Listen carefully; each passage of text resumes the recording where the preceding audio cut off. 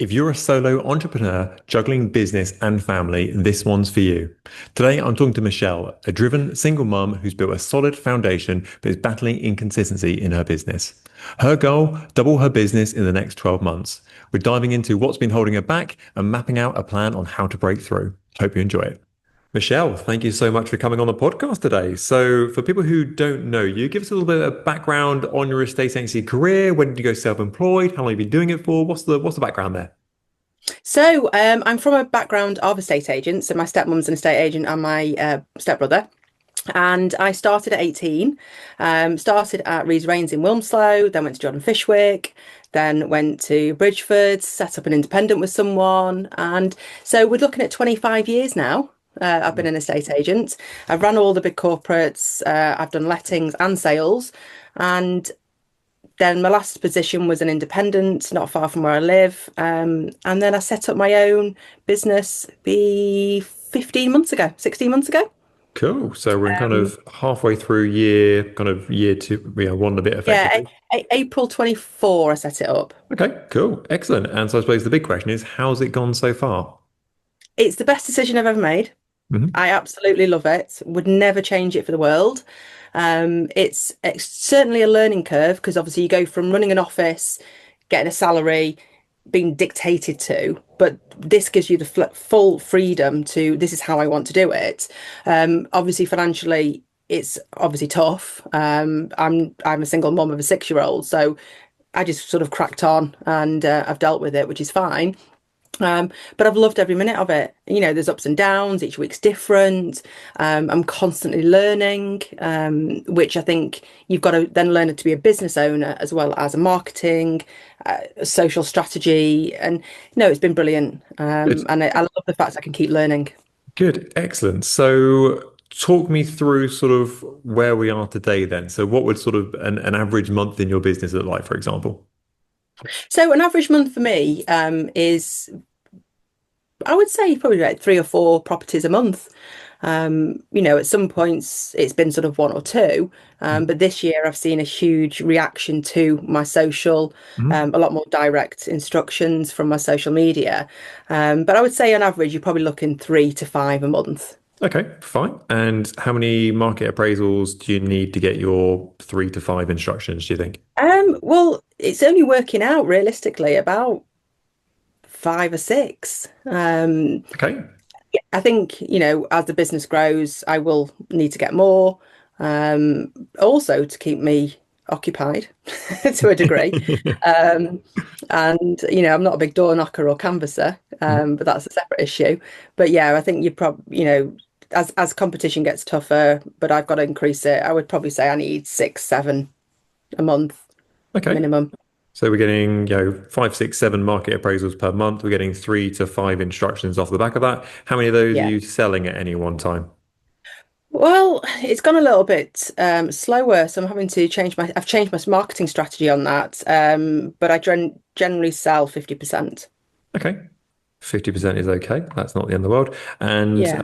completion rate, I'm presuming you've not got any kind of like terrible fall through rate or anything like that still with the sales Not progression side? touch wood, not yet, but I have seen mortgage issues arise after agreement of principles and underwriters recently.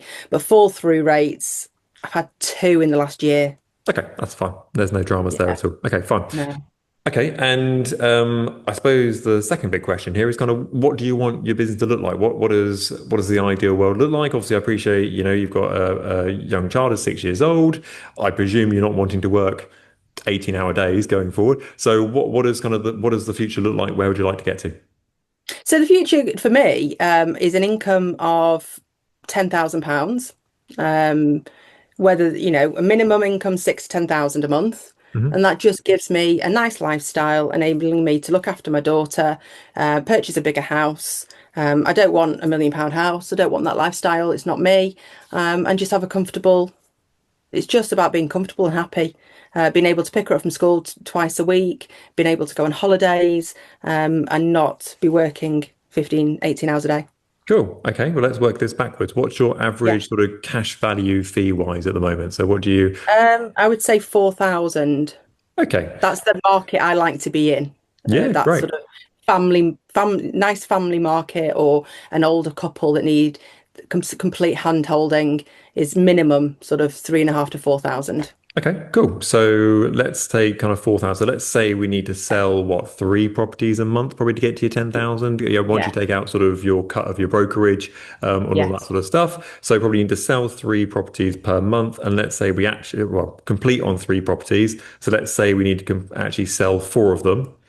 And yeah, to sell four properties, we need to list eight. And I mean, really, we do a market appraisal to instruction rate. You've got a really great conversion there already. You probably only need 11 or 12, let's say, market appraisals per month into your business. yeah, Okay, so TDLR here, we need to double the size of your business, basically. We need to double the size of your market appraisals into the business because you're on five or six at the moment and we need to get to 11 or 12. So that's yeah, quite good. absolutely. Yeah. Cool. Okay. So even already, I can see you're a good estate agent. So that's, let's kind of put that one on the side. I think you're doing a really good job. Your market appraisal and construction rate is really good. Your sales rate is solid and your sales progression sort of through to completion is solid as well. So big tick in that box already sort of thing. Um, Talk to me about marketing. So obviously you want to double the size of your business, which obviously kind of leads into people knowing who you are and you getting through more front doors. So what would I see of you in the local area? What do I get from you? Um, I'm in every single social media group. I go to all the local restaurants because I work and live in the same town. Mhm. Um, I have joined a local networking group, which I'm going to be setting up my own property section in it. Good. Um, because my ethos is how much can I help you? And what can I do for you? I've set up a YouTube channel, so I'm starting to do collaborations with mortgage brokers. I've got surveyors starting next week, and then the week after, I'm working with a conveyancer. So we're just doing loads of shorts. What does this mean? So YouTube, which goes into all the Facebook groups within a 20-mile radius. Love that. I constantly comment on local businesses. I go in and see local businesses. I'll go for coffee. So any kind of meeting that I've got with a client or an investor, I will hold it in a local business. Mhm. We'll give them my business card, we'll talk to them, and we'll do a post on it. Um, yeah, I'm in control of social media, so I suppose I do a lot of social media Okay. commenting in the groups. I don't really know how to explain it. I do leafleting. It is, and people won't understand this, but for somebody who is ADHD, my biggest fear is putting a leaflet through someone's door. So I do struggle going canvassing. Okay. I do it once a month. I don't do it consistently. I did do loads of Pacific letters last year, direct mail, but it was just costing me a fortune. So I know you've got to spend money to accumulate it, but Mhm. financially as a single mom, I had to stop. Yep. Okay. What else do I do? Yeah. And talk me through. So you mentioned obviously the single mum side of things. So I'm neither a mum or have a child in any way, shape, or form. So I'm naive to this. How many hours do you dedicate to the business every day? Do you like have to take kids to school, or what's the sort of? So I'm quite lucky because I do share 50% custody with the father. Mhm. It's like, and she goes to after school club. Okay. So I'll when I've got her for the th 4 nights during the week, I will put her in after school club for two. So yes, I do school run at 8:45, Mhm. and then I do school pickup twice a week at 3:15. Mhm. And she can go to her nana's. And at a weekend when she's with me, like for example, tomorrow I've got a viewing at 4 o'clock on a Saturday. She'll Mhm. just go to nanny's for an hour whilst I go and do the viewing. So I've got great support with friends and Good. family. My Okay. partner comes up, he lives about 40 minutes away, and he'll have her. So in terms of dedication for business, the comments I get told are you're working all the time. So, Mhm. so despite not wanting to work 18 hours, Yep. I'm constantly thinking, oh, that's a good social media post. Oh, that's good.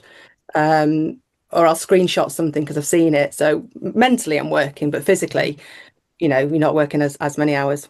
Okay. Fine. So that's a lot of information. I think that, as I said, you're doing a good job on the estate agency side of things. I'm just going to kind of scratch away a little bit more if that's okay. Yeah. So what I can see is that you're selling 50% of all your stock that comes on the market. So that's good. That's kind of the line in the sand that I would look at and go, cool, doing a good job on the sort of pricing, presentation, all that sort of direction. That's a good sign sort of thing. So that's a good place to start. My next sort of layer up I'd always look on that is sort of the leveraging around your properties you've got on the market for sale and sold and completed. So Yeah. let's say, so what was, okay, I won't get you to tell the address because that will, suddenly they'll get loads of tout letters. If I put my property on the market with you tomorrow, what does everyone talk me through the process of what everyone else knows about you listing a property in their street? So if I put a property in terms of me putting it on or another estate No, so agent. if you came to my house today and valued Ah, it right. and Yeah. said, Mr. Webb, yeah, you're great, we're putting it on the market for 300 grand sort of thing. Here's my fee sort of thing. And I was like, great. Yeah, Michelle, there's my What signed would T's I and do? C's. Thanks very much. What would my neighbours know about it? Absolutely nothing because I don't do the neighbours thing.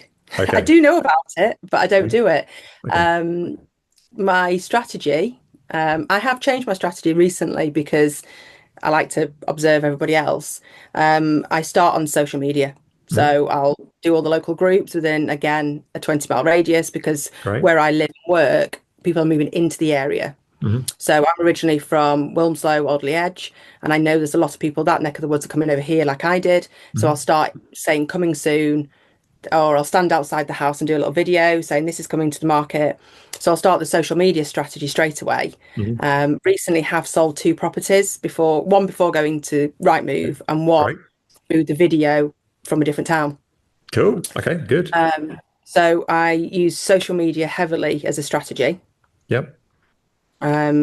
Both those houses, again, I changed the marketing strategy in terms of the pricing to Hmm. gain more interest and actually achieve £15,000 more on both houses than we Sure. thought we were going to get. Okay. So if you achieved £15,000 more for my house when you sold it, do you think the other neighbours in the street might be interested in the fact that you got me a lot more money for my? They would, they Yeah. would. Yeah. And yeah, that's a big, big thing that I need to do. Okay. So, what I would look to do here is to set a process in place for you listing and selling a property. Now, I know you haven't alluded to the fact you want to grow a team or anything like that at all. That's fine. But either way, I would still have a process from start to finish. So at the moment, you have a process, it's just in your head. And you go, oh, I Yeah, list it and I do this and I do that sort of thing. And that's fine. I work really well with things like lists. So I'm a big list fan, process sheet, all this sort of stuff. Like any job I've got it written down and I just go, I do step one, step two, step three, step four. yeah, It's a really easy to kind of follow and not get lost. And oh my God, I've got some stuff going on. yeah, What I would do is effectively write out your sort of dream from the point of I've been instructed, high five, and it's going to be, terms, conditions, ID, AML check, all that sort of stuff. Then it's going to be photographs, floor plan, description, video tour, all those sort of things. Then it's going to yeah, be, right, how do I leverage the pants out of this property to so I get some, so this turn this one instruction into two instructions. And there are cost effective ways to do it. So when you first yeah, launch a business and you're kind of bootstrapping it effectively, a lot of it falls onto you, unfortunately. But then over time, we're looking to kind of take that away from you slightly and kind of, get other companies to do it for you sort of yeah, thing. So you're probably more on the sort of done by you sort of situation at the moment, I would imagine. yeah, So what I would look at is things like, marketing in the local area to say, look, I've sold a house in your street, I've listed a house in your street, I've got a property that's completing in your street. Obviously, that going alongside the board as well. The yeah, division and the divide I would put here is kind of between avoidable marketing and non-avoidable marketing. So, for example, you're doing loads of stuff on social media. That's great, but I've got to go and get my phone out of my pocket, unlock it, go onto Instagram, type in Michelle, find you, click on the thing, find my house in the street, click on it, then view it. For yeah, me, that feels a lot like work. If yeah, you've got a for sale board, unless I close my eyes while driving, which isn't a good idea, I can't avoid it, sort of thing. With you putting some marketing through my front door, I can't avoid it, sort of thing. So there's many things that I yeah, can't avoid there. So step number one would be looking at your listing, selling, completing process, and go, how can I make a bigger bang for my buck off the back of it? And yeah, you're doing well on the social media content side of things already. I would see that as a big green light in your business to go, I need to double, triple, quadruple down on that because clearly that's working. So therefore, let's really kind of see how far we can push it. yeah. So No, that would be absolutely makes sense. step number one. How many viewings are you getting at the moment per property that goes under offer? I appreciate Um, roughly. I would probably say no more than four. Okay, four viewings. That's okay. So we're Yeah. getting every time you sell a property, then we've got three people who are missing out on that property. Cool. What are we doing with them at the moment? Keeping in contact with them, updating them Okay. with marketing. So I'll do like a newsletter. Yep. I do a lot of data because I work with a data man that everyone Yep. knows. Um, so I send a like housing report out. I send any updates on the local housing markets. Rather than pestering them saying, "Are you still looking?" I'll Hmm. say to them, "Here's the April report. Here's May's report. Here's the update on the base rate reduction." Okay. So I do stay in contact with them. Around here, anything under a certain price, they'll have found something else.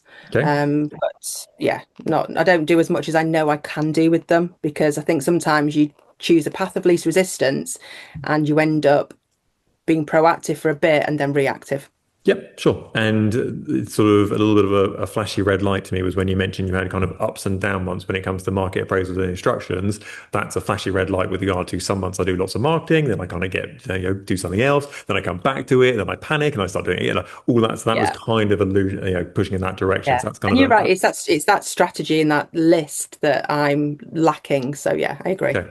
So if you go to my website, so estateconsultancy.com/, process hyphen sheet, there is a process sheet pre-written for you already. You can just change it and sort of delete bits to kind of make it work for you. So there you go. Nice little freebie straight away there. Okay. So you've got buyers looking properties and you've got 3 people per every sale you've got that have missed out. I would look at a 3-strike strategy with those people. So number one, your favorite social media post. I've got a buyer looking for this, this, and this in this area. Do you know what I'm looking to sell? Step number one. Yeah. Step number two, like a VIP letter slash sniper letter, depending on where you work, that says, I've got Mr. Jones who's in rented. They've got a dog called Fido. They want to buy a property in so and so school catchment. I've got a person ready to view your property. Cool.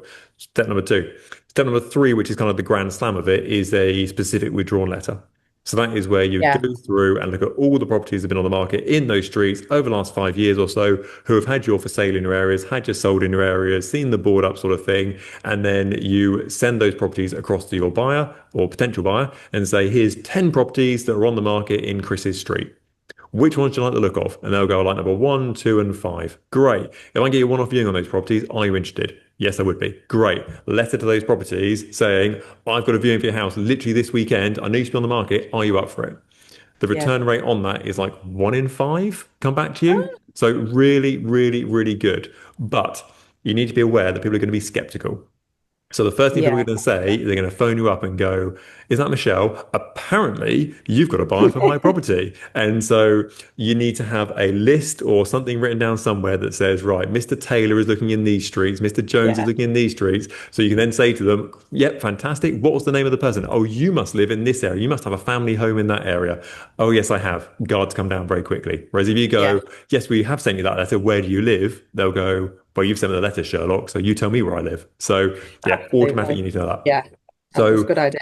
really, with the amount of properties you've got listing and selling, completing, and with the amount of viewings you're doing, pretty much most of your marketing message is based around I've helped these people move property, offering out value. You've been an agent for a decent period of time. You've got so much knowledge in your head that you can help people with. It's like ridiculous. So, I'd be doubling down on the social media, number one, to go, right, actually, more video content of Michelle and your face and advice and Yeah. tips. And I've just done this and I've just done that because people are interested in what you're doing day in, day out. Yeah. And I think a lot of people now obviously you've got a young child, so share as much as you want to share. Because there's lines that are like, this is my personal Yeah. life, this is not my personal life. But I think a lot of people would relate to you as a single mum trying to run a business, and people like to help the underdog in the UK. We love an underdog. So we're like, if you said, look, this is what I do, this is who I am, this is my story, this is why I start my own business, people would be like, why would I not go with Michelle? Like, if I didn't Yeah. support her, I'd be a bastard. So should we go? Absolutely. Should we go for the large corporate, or should we go for the single mum who's grinding away trying to make it work? And like, it's an absolute no-brainer. And so with all your marketing messages, I would kind of key into that sort of I'm local, part of the community. You're obviously part of the school, or about to become part of the school very quickly, Yeah. sort of thing. So that's going to be a really good network for yourself as well. So step one is kind of double down on that social media side of things as much as you possibly can do. The next step after that is your marketing around your properties you've got for sale, under offer, and completed. And it should be a process from left to right. Here's step one, here's step 100. And all Right. of that is based around how do I get more instructions off the back of it? And if you really want to do a really good job on that as well, sprinkle some glitter across that entire process. And what I mean by that is sort of magic moments that you think will get reviews and testimonials off the back of people. So, for example, you might go, right, the last thing I do is I put a bottle of champagne in the fridge, a card on the side with some champagne glasses saying, enjoy your house, sort of thing. They're going to like, oh my God, we're going to put this on social media. Or Yeah. instead of emailing out the draft details, I'm going to hand deliver the draft details to them because that's a better service. So just look to that process and go, actually, how can I make it a little bit more special? Because that will push reviews, it will push testimonials, it will push people recommending you to their friends and family, which is a good place to be. Yeah. And the final stage is looking to leverage your buyers a lot more. They're a Yeah. massive Do anything source. with that. 100%. They're a massive source of inquiries into your business. You've got a lot of them on your database, I would imagine. If you're 3, 4 viewings per property that's going under offer for sale, so you've got no shortage of them. But to be very clear with you, we're not doing it necessarily to find them a property. So if we find them their dream property, great, that's absolutely fine. But if I sent out 100 letters that says, do you want a market appraisal? The rate might be like one of those come back. Or if I send a message out saying, I've got Mr. Jones who's viewed the old details of your property and they want to view it this Saturday, it might be 20 times as good, sort of thing. So we're doing it to improve our marketing message. And from what you've told me so far, you are more than a ample salesperson to walk inside the front door and go, actually, Mrs. Jones, this one's actually going to be too expensive for Mr. Webb, who's viewing your property, who wants to view your property. I think you actually probably have better luck with these 50 buyers that I've got for a property I've just sold around the corner. Let's go down that route instead. Yeah. So as soon as you're through, you've clearly demonstrated that as soon as you're through the front door, high five Michelle, you smash it out of the park. So really, your biggest goal and your biggest mission should be thinking to yourself, how do I get my face, whether that's virtual or in reality, in front of as many people as I possibly can do? Because people like you, they resonate with you. So that's your number one goal. So anything you can think of in your business which gets your face in front of more people, you should be like, I should be doing it. Yeah. Okay. I love the YouTube stuff. If Mm. you want a really quick, easy win hack for that, turn that into a podcast. Because if you're Yes. recording it over Zoom, for example, so we're recording this over Zoom at the moment, this will be a YouTube video. Also, it will be clips and it will be a podcast as well. So it's no Yeah. extra work for you just to kind of repurpose it. If you use something like Opus Clips, for example, which is OPUS. You get a free account with those, and it gives you, I don't know, 100 minutes or 30 minutes or something like that. It gives you a certain amount every month, sort of thing. You can just use that, drop in your videos for it. Off a 30-minute recording, you'll probably get 40 clips. So, Mm. hello, YouTube Stories. So, our YouTube Stories is currently booked up until 2028, I think, at the moment. So, because we get so much content off the back of our recordings, just going forward. So you've got a real untapped resource there to just produce lots of content almost on autopilot. Oh, brilliant. I'll have a look at that, definitely. Yeah. Cool. So doubling down on social media, leveraging our properties, leveraging our buyers, and turning the YouTube bit into a local podcast as well. And I would make it a really local Yeah. podcast for local people that literally, if you live 5 miles away, you've never heard of it. But if you live within that really small little area, you're like, have you listened to Michelle's podcast? Ah, that's a really good idea. Yeah. Okay. It's a really super easy thing to do for 45 minutes per week or for an hour per week. At most, it's almost like bottomless content for yourself. Yeah, absolutely. Anything Excellent. on here that you think you can't do or you look at and you go, oh my God, Chris, that is an impossible task and I can't climb that mountain? No, everything I can do, it's just having the type of brain I've got is it's in here to get it on a list. That's the hard bit for me. For a non ADHD person, you can write a list and it comes out. For me, it doesn't. So having a Cool. list, Well, what I need. I'll save you the typing if that's okay. If you go to our website, Yeah. estateagency.com, there's a free stuff section. And Oh, in the free stuff section, as if by magic, there's free stuff. And a couple of the things are there's a for sale guide, there's a sold guide, there's a take on guide as well. And basically it's saying, right, you've listed a property, do this next. You've got a take on, do this when you're on the appointment sort of thing. So if you take those bits, keep the bits you like, you don't have to keep all of it, keep the bits you like, ditch the bits you don't like sort of thing, but ultimately you're going to have a list going through. So whether you find it easier on sort of the way your mind works to have a piece of paper for every single property you bring on the market and you just tick them off as you go, or whether you find that easy on a spreadsheet, but find what works for you. But effectively, I should be able to come into your business and look at your spreadsheet or your list and be like, Michelle, why have you not done that? Or Michelle, you've done yeah. really well on this property. You've got green ticks across the entire board. Really well done. That is setting yourself up for success. Yeah. So And we're if sort my of colleague wants to cover for me, then he can just pick it up and yeah, it makes sense. absolutely, we're turning, although we're in a service business, we're turning you as an estate agent into a product. And your product starts over here, it finishes over Yeah. here. This is how much we cost, and this is what you get out of the deal. And that's what Yeah, we're going to get to. absolutely. Michelle, you've been a great guest today. I hope you've enjoyed it, and you'll have to come back on the podcast in the future and let us know how you get on with all this. Massively. Awesome. I really appreciate it. Thank you. More than welcome. Thank you.